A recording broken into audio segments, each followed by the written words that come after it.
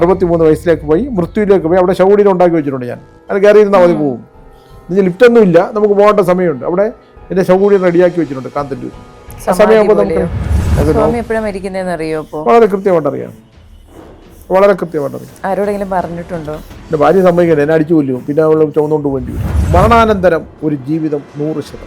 അതാരില്ല എന്ന് പറയും. ഞാൻ എങ്ങനെയാണ് ചിലരുടെ പേര് പറയുന്നത്? ഒരു വലിയ പ്രശ്നമാണ്. അവിടെ ശരീരത്തിൽ ഒരു പ്രേതാത്മാവ് ഉണ്ടെന്ന് പറയുന്നത്. അപ്പോൾ ഞാൻ പടിയിലിറങ്ങി എന്നിട്ട് അന്ന് രുദ്രസിംഹാസന സിനിമയുടെ ഷൂട്ടിംഗ് സമയത്താണ്. എൻ്റെ ഡയറക്ടർ അവരെല്ലാം ഉണ്ടായിരുന്നു. മരണാനന്തരം ഒരു ജീവിതം 100%. അതാരില്ല എന്ന് പറയും. ഞാൻ എങ്ങനെയാണ് ചിലരുടെ പേര് പറയുന്നത്? മരണപ്പെട്ടവരുടെ പേരുൾപ്പെടെ എൻ്റെ അടുത്ത് വരുന്നവർക്കറിയാം. അയാളുടെ രൂപം പറയുന്നു. അപ്പോൾ എന്തുകൊണ്ട് അത് ഇന്നതാണെന്ന് നമുക്ക് പറയാൻ പറ്റില്ല. വരുന്ന എൻ്റെ ഇപ്പോൾ ഇതൊന്നും നമ്മുടെ അടുത്ത് വരാത്തവരൊക്കെ എന്ന് വിചാരിച്ച് നമ്മുടെ അത്ഭുത സിദ്ധികളുള്ള മനുഷ്യനാണോ, ദിവ്യജ്ഞാനമുണ്ടോ? ഒന്നുമില്ല. അങ്ങനെ തോന്നുന്നു, അത് പറയുന്നു. ഇങ്ങനെ ഉണ്ടാകുന്നു.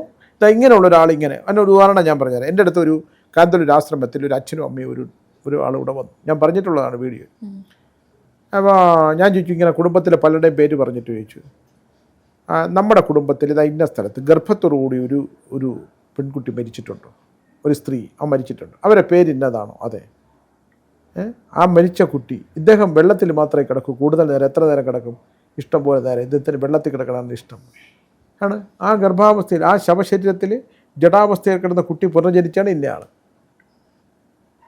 അവരിപ്പോൾ ഇത് കേൾക്കുമായിരിക്കും. ഞാനിങ്ങനെ സ്വാമിയുടെ പ്രത്യേകിച്ച് പുള്ളി പറയും, സ്വാമി ഇത് പോയിരുന്ന് ആരുടെ ടി വിയിലിരുന്ന് പറയരുത്. അപ്പോൾ ഞാൻ ഒരു ഉദാഹരണത്തിന് വേണ്ടി പറഞ്ഞെന്നുള്ളതേ ഉള്ളൂ.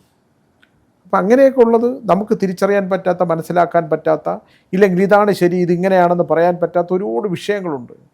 പിന്നെ വിശ്വസിക്കണം. ഒരാളെ ഇതിനകത്ത് ഏറ്റവും പ്രധാനമായിട്ടൊരു കാര്യം, വിശ്വസിപ്പിക്കാൻ ശ്രമിക്കരുത്. എന്തിന് വിശ്വസിപ്പിക്കണം? എൻ്റെ ഇവിടെ രാജേഷ് എന്ന് പറഞ്ഞ ഒരു സഹായി പയ്യനുണ്ട്. അവൻ ടെക്നോ പാർക്കിൽ ഉള്ള എല്ലാവർക്കും അറിയാം. അപ്പോൾ കാന്തല്ലൂർ ആശ്രമത്തിൽ ഒരു ദിവസം ചെന്നപ്പോൾ നമുക്കിങ്ങനെ മരണത്തിൻ്റെ ലെയർ ഇങ്ങനെ തോന്നും ചില ദിവസം. അപ്പോൾ രാജേഷിനെ ഞാൻ വിളിച്ചാകുമ്പോൾ ഞാൻ അച്ഛൻ എന്ത് ചെയ്യണം മോനെ? അച്ഛൻ ഇവിടെ കാപ്പി കുടിച്ചുകൊണ്ടിരിക്കണു. അപ്പോൾ ഞാൻ പറഞ്ഞു, ഇങ്ങനെ കാണാൻ വല്ല കുഴപ്പമുണ്ടോ? ഒരു കുഴപ്പമില്ല. 11 മണിയായപ്പോൾ പോയി മരിച്ചു എന്ന് വെച്ചാൽ നമുക്ക് വല്ല അത്ഭുത സിദ്ധി ഉണ്ടോ? നമുക്കങ്ങനെ തോന്നിയപ്പോൾ പറഞ്ഞു. അപ്പോൾ ഒരു ദിവസം എന്നെ കാന്തല്ലൂരിൽ വെച്ചിട്ട്, അവിടെ ഇത്തിരി അന്ധവിശ്വാസങ്ങൾ കൂടുതലുള്ള സ്ഥലമാണ്, എന്നെ അവിടുത്തെ ഇപ്പോഴത്തെ ലോക്കൽ കമ്മിറ്റി സെക്രട്ടറി മോഹൻ എൻ്റെ കൂടെ ഉണ്ട്. മോനെ വിളിച്ചു, സ്വാമി ഒരു പെൺകുട്ടി ഒരു വലിയ പ്രശ്നമാണ്, അവിടെ ശരീരത്തിൽ ഒരു പ്രേതാത്മാവ് ഉണ്ടെന്ന് പറയുന്നത്. അപ്പോൾ ഞാൻ പടിയിലിറങ്ങി എന്നിട്ട് അന്ന് രുദ്രസിംഹാസന സിനിമയുടെ ഷൂട്ടിംഗ് സമയത്താണ്. എൻ്റെ ഡയറക്ടർ അവരെല്ലാം ഉണ്ടായിരുന്നു. അപ്പോൾ ഞാൻ പറഞ്ഞു, നമ്മൾ തിരിച്ചു വരുമ്പോൾ ഇവിടെ ഒരാൾ വീട് തീയിട്ട് ആത്മഹത്യ ചെയ്യും. കാന്തല്ലൂരിലാണ്. ഇത് ഞാൻ തിരിച്ചു വന്നപ്പോൾ അവിടെ ഒരു പെൺകുട്ടിയാണ്. അവൾ സൈക്കിൾ ആക്സിഡൻറ്റ് മരിച്ച ഒരു തൻ്റെ പ്രേതാത്മാവാണ്. നമ്മൾ റെഡിയാക്കി തിരിച്ചു വന്നപ്പോൾ ആ കുട്ടിയുടെ അപ്പൂപ്പൻ വീട് തീയിട്ട് ആത്മഹത്യ ചെയ്തു. ഇതെങ്ങനെ പറയുന്നു? അപ്പോൾ എന്തോ ഒന്ന് നമ്മളിലുണ്ട്. നമ്മളിലല്ല, നമ്മളിൽ അങ്ങനെ തോന്നുന്നു പറയുന്നു. എന്ന് വിചാരിച്ചു വല്ല അത്ഭുതം ഉണ്ടോ? ഡയബറ്റിക്കാണ്, ഇൻസുലിൻ എടുത്തില്ലെങ്കിൽ തലകുത്തനെ അവിടെ വീഴും. അങ്ങനെയുണ്ട്. നമ്മൾ സാധാരണ മനുഷ്യനാണ്. നമ്മളൊരു സാധാരണ ഒരാളാണ്. നമ്മുടെ ഈ 60 വയസ്സ് കഴിഞ്ഞ് 62 വയസ്സ് കഴിഞ്ഞ് 63 വയസ്സിലേക്ക് പോയി മൃത്യുവിലേക്ക് പോയി. അവിടെ ശവകുടീരം ഉണ്ടാക്കി വെച്ചിട്ടുണ്ട് ഞാൻ. അത് കയറിയിരുന്നാൽ മതി പോകും. ഇനി ലിഫ്റ്റൊന്നും ഇല്ല, നമുക്ക് പോകേണ്ട സമയമുണ്ട്. അവിടെ എൻ്റെ ശവകുടീരം റെഡിയാക്കി വെച്ചിട്ടുണ്ട് കാന്തല്ലൂരിൽ. ആ സമയമാകുമ്പോൾ നമുക്ക് കാന്തല്ലൂരിൽ എൻ്റെ ആശ്രമത്തിൽ സമാധി എന്ന് പറയാൻ പറ്റില്ല. വരും തലക്കടിക്ക് വന്നാൽ സമാധിയാവും ഇല്ല. അവിടെ ശവകുടീരമാണ്. അതെൻ്റെ ശവകുടീരം എന്ന് പറയാൻ എനിക്കിഷ്ടം. ഉണ്ടാക്കി വെച്ചിട്ടുണ്ട്. ഞാനതിൽ നിന്ന് ജപിക്കാറുണ്ട്. ഞാൻ മരിച്ചാൽ എന്തൊക്കെയാണ് ചെയ്യേണ്ടതെന്ന് പറഞ്ഞിട്ടുണ്ട്. മരണം എന്ന് പറയുന്ന ശാശ്വതമായ സത്യത്തിനെ ഉൾക്കൊള്ളാനും അത് ഇങ്ങനെയൊക്കെയാണെന്നും ഇങ്ങനെയാണ് നമ്മൾ മരിക്കേണ്ടതും ഇവിടെ വെച്ചാണ് മരിക്കേണ്ടതെന്നുള്ള ബോധം നമുക്ക് വന്നാൽ ഒന്നും വിഷയമില്ലല്ലോ, ഒന്നും തർക്ക വിഷയമൊന്നുമില്ലല്ലോ. മരണമാണ് യഥാർത്ഥത്തിൽ സംഭവിക്കുമെന്ന് പറയുന്നത്. അതിനെ നമ്മൾ ഭയക്കേണ്ട ആവശ്യമേ ഇല്ല. നീ നിൻ്റെ ശവകുടീരം റെഡിയാക്കിയിട്ടുണ്ടെങ്കിൽ ആ മനുഷ്യൻ പൂർണ്ണനാണ്. പിന്നെ അവനൊന്നും വളരെ കൃത്യമായിട്ട് അറിയാം. വളരെ കൃത്യമായിട്ട് അറിയാം. ആരോടെങ്കിലും പറഞ്ഞിട്ടുണ്ടോ? എൻ്റെ ഭാര്യ സമ്മതിക്കണ്ടേ, എന്നെ അടിച്ചു കൊല്ലും, പിന്നെ അവൾ ചുമന്നുകൊണ്ട് വേണ്ടി വരും. അത് ഒരിക്കലും മരണത്തെക്കുറിച്ച് ഞാൻ പല പറയരുതെന്ന് ടീച്ചർ പറയണം. അവരെൻ്റെ കൂടെ ജീവിക്കാൻ ഒരുപാട് ആഗ്രഹമുള്ള ആളാണ്. വേറെ ഒന്നും കൊണ്ട് പുസ്തകങ്ങൾ എഴുതുക, എന്നെക്കൊണ്ട് പരമാവധി പുസ്തകങ്ങൾ എഴുതിക്കുക, ആ പുസ്തകങ്ങൾ വിൽക്കുക, അത് മുഴുവൻ അവരാണ് ചെയ്യുന്നത്. അപ്പം കൂടെ വന്ന പൂർവ്വജന്മവുമായിട്ട് ബന്ധപ്പെട്ട് പൂർവ്വജന്മത്തിൽ നമ്മളെ തകർത്തെറിഞ്ഞ് നമ്മളെ അപമാനിതനായി നമ്മൾ ആത്മഹത്യ ചെയ്തപ്പോൾ മനസ്സ് നൊന്ത് മരിച്ച ഒരു സ്ത്രീ വീണ്ടും ഈ ജീവിതത്തിൽ വന്നു എൻ്റെ എല്ലാ കർമ്മങ്ങളും ചെയ്തു തരും. അതാണ്. അങ്ങനെ പൂർവ്വജന്മത്തിൽ നിന്ന് മേഘയ്ക്ക് ഒരാൾ വരട്ടെ അല്ലേ? പൂർവ്വജന്മത്തിൽ വരും, ഡെഫിനറ്റായിട്ട് വരും. ആ രൂപം തന്നെ ഇപ്പം എൻ്റെ മനസ്സിലുണ്ട്. അങ്ങനെ പറയാനുള്ളത്, അങ്ങനെ മത്സരിക്കാനുള്ളതൊന്നും അല്ലല്ലോ. എല്ലാവരെക്കുറിച്ചും പറയാൻ പറ്റും. ഇതാ ഇന്ന രൂപത്തിലുള്ള ഇന്ന ആൾ ഇതാ ഇങ്ങനെ വരും, ഇങ്ങനെ സംഭവിക്കും. ഇപ്പം ഞാൻ ചോദിക്കട്ടെ, ഞാൻ തിരുവനന്തപുരത്ത് ഫലം പറയുന്നത് ഒന്നും പറയണ്ടല്ലോ. ഇത്രയും ബുക്കിംഗ് ഇപ്പോഴും അടുത്ത മാസം 7 ദിവസമാണ്, 700 പേര് വരും, എല്ലാവരുടെ ഫലവും പറയും. അത് എന്നെ സംബന്ധിച്ചിടത്തോളം എനിക്കത് ഇഷ്ടമാണ് അങ്ങനെ പറയാൻ, പരിഹാരങ്ങൾ പറഞ്ഞു കൊടുക്കാനൊന്നും. പൂജ പരിഹാരങ്ങളൊക്കെ വളരെ കുറച്ചേ ഉള്ളൂ, പക്ഷേ ചിലത് പറഞ്ഞു കൊടുക്കാൻ പറ്റും, ഒന്നും ചെയ്യണ്ട. അപ്പോൾ ഞാൻ എപ്പോഴും പറയും, തലക്കാവേരി പോയി ഇന്ന് കുളിക്കുക, വിധി മാറ്റുന്ന സ്ഥലമാണ്. അവിടെ ജാതി മതം ഒന്നുമില്ല, അവിടെ ഒരു കുളമാണ്. ആ കുളത്തിലിറങ്ങി 3 തവണ മുങ്ങി എഴുന്നേൽക്കുമ്പോൾ തലയിൽ വെള്ളം ഒഴിക്കണം, വിധി മാറും. എത്രയോ പേര് 1 ലക്ഷക്കണക്കിനൊന്നും വേണ്ട. അങ്ങനെയൊക്കെയുള്ള ഒരുപാട് സംഭവങ്ങളുണ്ട് യാത്രകളിൽ ഉണ്ടാകുന്നത്.